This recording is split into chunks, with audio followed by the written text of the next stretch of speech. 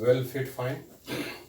कल लास्ट जो class video shoot हुआ था उसमें हम लोगों ने रेस्टिविटी पर लास्ट ये किया था। तो रेस्टिविटी से आगे हम लोग आज पढ़ना शुरू करेंगे।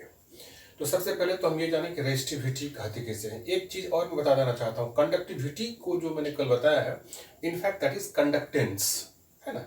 तो वो रेजिस्टेंस का जस्ट अपोजिट कंडक्टेंस होता है और रेस्टिविटी का जस्ट अपोजिट कंडक्टिविटी होता है। इस चीज़ को याद रखना है। तो इससे पहले जहाँ रेस्टिविटी अब आगे होगा रेजिस्टेंस के लिए, और हम लोगों ने जो कल जो पढ़ा है conductivity, at the place of conductivity आपको वहाँ पे कंडक्टेंस यूज करना है, जिसका सिंबल जी होता है, कैपिटल जी। आज हम लोग पढ़ रहे हैं रेजिस्टिविटी, जिसका सिंबल क्या है, रो है। और इसका स्टेटमेंट क्या होगा, it is the resistance offered by the unit cube of the material of a conductor. यानी यह भी एक रेजिस्टेंस ही है, लेकिन इसकी खासियत अलग है कि मटेरियल के एक क्यूबिक सेंटीमीटर के द्वारा जितना रेजिस्टेंस ऑफर्ड किया जाता है वो, यानी कि इसमें मेजर्ड कर लिया गया। और रेजिस्टेंस में क्या था, पूरे कंडक्टर का, इसमें कंडक्टर का एक स्पेसिफिक एरिया इंक्लूड कर लिया गया, उसके द्वारा जो रेजिस्टेंस ऑफर्ड होगा। तो इसको और भी अच्छी तरह से समझने के लिए हमको सबसे पहले रेजिस्टेंस के फॉर्मूले पे विचार करना होगा। तो हम क्या लिखेंगे, we know that R is equal to rho into L by A. Resistance बराबर क्या होता है, rho into L by A. तो और करके लिखेंगे R into A rho into L. तो रो बराबर क्या होगा, R into A by L हो जाएगा। तो ये हो गया इतना। कहता है अगर उसका एरिया 1 मीटर स्क्वायर हो जाए, लेंथ 1 मीटर हो जाए, then rho is equal to R हो जाए। कैसे, rho is equal to R का वैल्यू हम आर ही रखेंगे। एरिया कितना है, 1 मीटर स्क्वायर, और यहाँ पे लेंथ है ना, तो लेंथ के लिए मीटर रखेंगे। तो 1 मीटर, ये क्या हो जाएगा, आर इंटू 1/1। तो रो इज इक्वल टू क्या हो जाएगा, आर हो जाएगा। यानी कि रेजिस्टिविटी भी रेजिस्टेंस ही है। अगर हम एरिया को 1 मीटर स्क्वायर कर दें या फिर उसके लेंथ को 1 मीटर मान लें, तो हमारा रेजिस्टिविटी भी रेजिस्टेंस ही है। इसीलिए इसका स्टेटमेंट क्या हो गया, it is the resistance offered by unit cube of the material of a conductor. एक यूनिट क्यूब जो होगा मटेरियल का, उसके द्वारा जो रेजिस्टेंस ऑफर्ड होगा उसको हम लोग रेजिस्टिविटी कहते हैं। अब कुछ इंपॉर्टेंट बात पे भी हम लोगों को थोड़ा सा विचार कर लेना होगा। जैसे कि हम लोगों ने सबसे पहले क्या पढ़ा, करंट पढ़ा, उसके बाद क्या पढ़ा, पोटेंशियल डिफरेंस पढ़ा, उसके बाद फिर क्या पढ़ा, उसके बाद हम लोग रेजिस्टेंस को पढ़े। तो सभी का मेजरमेंट भी तो जरूरी है। मेजरमेंट के लिए सबका अलग अलग इंस्ट्रूमेंट है। तो इंस्ट्रूमेंट के लिए हम लिखेंगे मेजरिंग इंस्ट्रूमेंट, हेडिंग दो, मेजरिंग इंस्ट्रूमेंट। करंट के लिए क्या होता है, एमीटर। करंट को नापने के लिए कौन यूज करते हैं, एमीटर। सर्किट में इसको जोड़ते कैसे हैं, in circuit ammeter is connected in series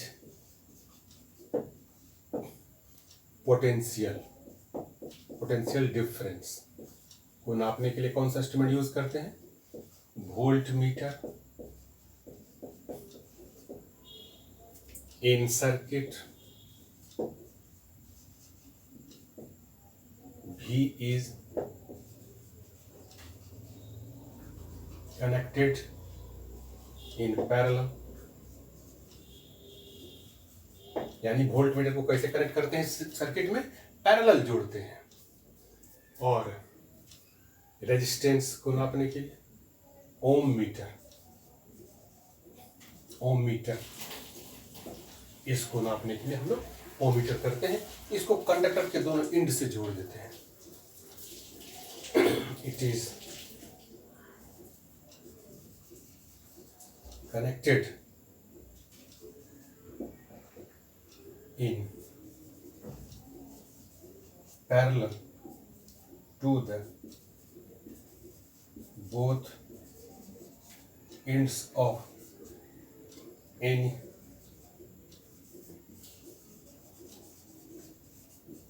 conductor. इसको भी हम लोग पैरेलल जोड़ते हैं। एक कंडक्टर है, दोनों के एंड में ऐसे हम वोल्ट ओमीटर को जोड़ देंगे तो रेजिस्टेंस का हमें पता चल जाएगा। तो ये तीनों इंस्ट्रूमेंट के बारे में हमें ये जानकारी हो गई। तीनों का फॉर्मूला क्या होता है, तीनों का एक दूसरा नाम क्या होता है। जैसे एमीटर का नाम क्या होगा, दूसरा वोल्ट मीटर या एमीटर या जो एम्पियर है उसका दूसरा नाम क्या होगा, या पोटेंशियल डिफरेंस का यूनिट होता है वोल्ट का दूसरा नाम क्या होगा, या ओम का दूसरा नाम क्या होगा। यह सब भी जब डिस्कशन हुआ है तब तक हम लोग उसको एक्सप्लेन करते चले गए हैं और इन सब फैक्टर को बिल्कुल याद करके रखना है। अब हम इसके आगे चलते हैं। कुछ अब हमें सवाल बना लेना है, नहीं यूनिट को थोड़ा सा देख लेना है। यूनिट ऑफ रेजिस्टिविटी, हेडिंग लिखेंगे यूनिट ऑफ रेजिस्टिविटी, लिखेंगे यूनिट ऑफ रेजिस्टिविटी। हम क्या जानते हैं, R is equal to rho into L by A. तो रो बराबर क्या हो जाएगा, R into A by L. तो रो का यूनिट क्या होगा, ohm. Metre square, metre cut गया तो रो का यूनिट क्या हो जाएगा, ओम इंटू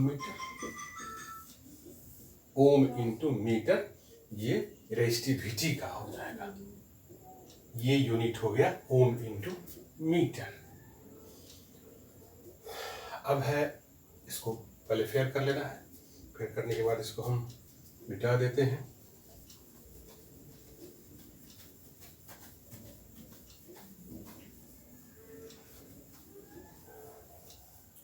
अब रेजिस्टिविटी का उल्टा होता है कंडक्टिविटी, ठीक है।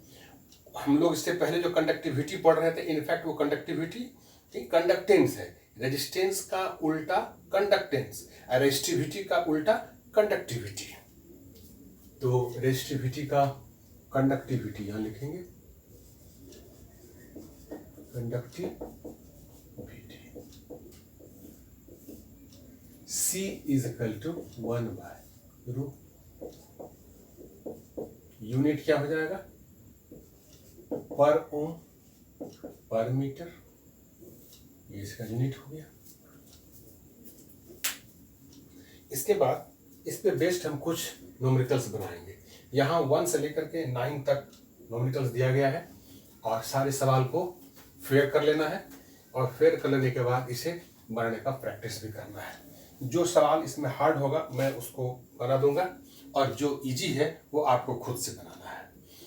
फर्स्ट क्वेश्चन है, a current of 10 ampere flows in a wire for 10 second, calculate the work done if potential difference is 15 volt. Question first है, क्या क्या दिया हुआ है, आई दिया हुआ है, current is equal to 10 ampere, time दिया हुआ है कितना है, 10 सेकेंड। वर्क डन निकालना है हमें, W is equal to what, और V दिया हुआ है कितना, 15 वोल्ट। देखो इतना दिया हुआ है तो हम क्या जानते हैं, solution V is equal to W by Q होता है और W बराबर क्या होगा, V इंटू Q होगा। यही निकालना है W is equal to V I into T होता है।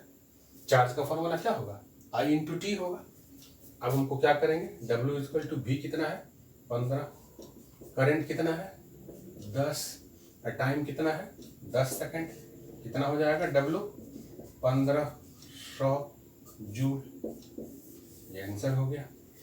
सेकेंड क्वेश्चन क्या है, calculate the work done if 6 ampere of current flows in a wire having potential difference 5 volt for 5 minutes. बन जाएगा सवाल, कोशिश करो। सेकेंड क्वेश्चन क्या है,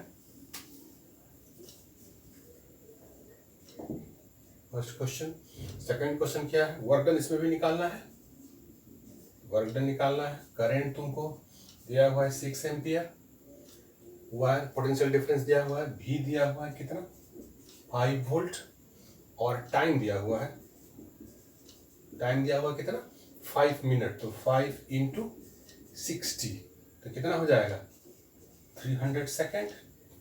अब W बराबर तुम निकाल लोगे, W is equal to V I T, सबका वैल्यू पुट करना है। V कितना है 5, I कितना है 6, और टाइम कितना है 300, ये कितना हो जाएगा 30 इंटू 300 9000 जूल हो जाएगा। फिर कीजिए इसको,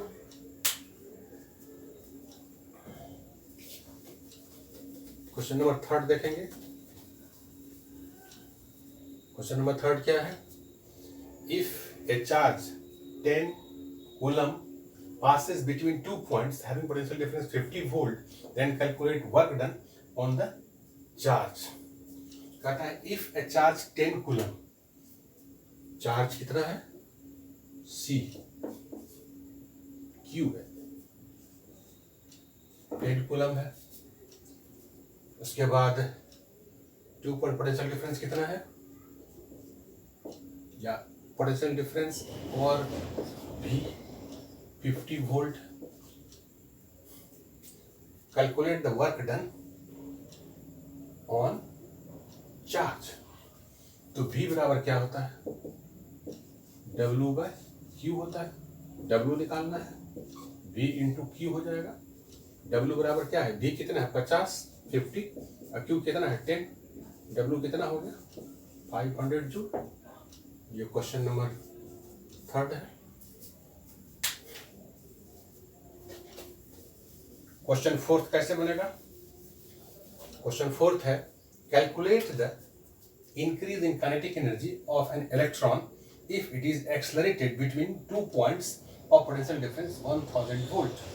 इसमें क्या दिया हुआ है, क्वेश्चन नंबर 4, पोटेंशियल डिफरेंस कितना है V 10 to the power 3 volt है। काइनेटिक एनर्जी निकालना है, यानी कि काइनेटिक एनर्जी निकालना है और W निकालना है, वर्क डन ही काइनेटिक एनर्जी होगा। और कहता है इलेक्ट्रॉन का, तो Q चार्ज इलेक्ट्रॉन, चार्ज पर इलेक्ट्रॉन कितना होता है 1.6 इंटू 10⁻19 कूलम। अब हमको W निकालना है, V इजकल टू क्या होता है W बाई Q, W बराबर क्या होगा V इंटू Q, और kinetic energy is equal to V कितना दिया हुआ है 10 टू द पावर 3, ये 1.6 इंटू 10 पर पावर -19 कितना हो जाएगा 1.6 इंटू 10 पर पावर -16 जूल हो जाएगा। ये निकल गया काइनेटिक एनर्जी। फिफ्थ क्वेश्चन देखें, आसान आसान क्वेश्चन है, तुम लोग खुद से कोशिश करोगे बनाने का तो आराम से बन जाएगा। फिफ्थ है calculate final velocity of an electron if it is accelerated from rest between 2 points which are maintained at potential difference of 409.5 volt। Electron का मास दिया हुआ है, तुमको फाइनल वेलोसिटी निकालना है, V निकालना है, और इलेक्ट्रॉन स्टार्टिंग में रेस्ट में है, तो हम सीधा काइनेटिक एनर्जी का फॉर्मूला यूज करेंगे। क्या है, kinetic energy is equal to half mv²। ये फॉर्मूला होता है calculate final velocity of an electron, तो mv² इजकल टू क्या हो जाएगा 2 काइनेटिक एनर्जी, और W बराबर क्या होता है V इंटू Q, W बराबर क्या हो जाएगा mv² 2 काइनेटिक एनर्जी और 2W, W इंटू क्या होगा, W is equal to V into Q, या V इजकल टू क्या हो जाएगा, root under 2 into V Q by M। इसका सबका वैल्यू पुट करो, वैल्यू पुट करने के बाद सबका कैलकुलेशन करो। कैलकुलेशन करने के बाद तुम्हारा आंसर आ जाएगा 12 इंटू 10⁻6 का आंसर है। इतना आंसर तुम्हारा आ जाना चाहिए। आंसर हम यहाँ लिख देते हैं 12 इंटू 10⁻6 मीटर पर सेकेंड, ये आंसर है इसका। इसका वैल्यू रखना, वैल्यू करने के बाद सॉल्व करना, सॉल्व करना तो तुमको आंसर आ जाएगा। क्वेश्चन नंबर 6 में चलते हैं। क्वेश्चन नंबर 6 क्या है?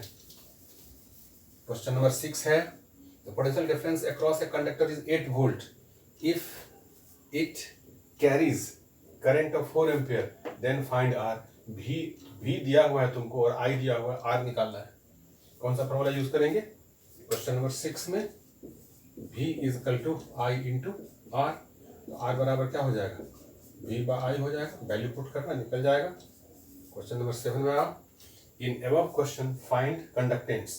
कंडक्टेंस का क्या हो जाएगा फॉर्मूला, अब बाई आर हो जाएगा। जितना रेजिस्टेंस निकलेगा उसका 1 बाई कर देना है। Conductance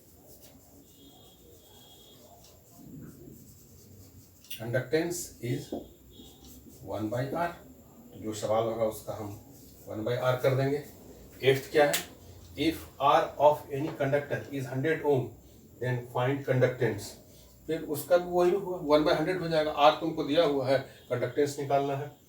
60 ohm resistance carries current 6 milliampere, find potential difference.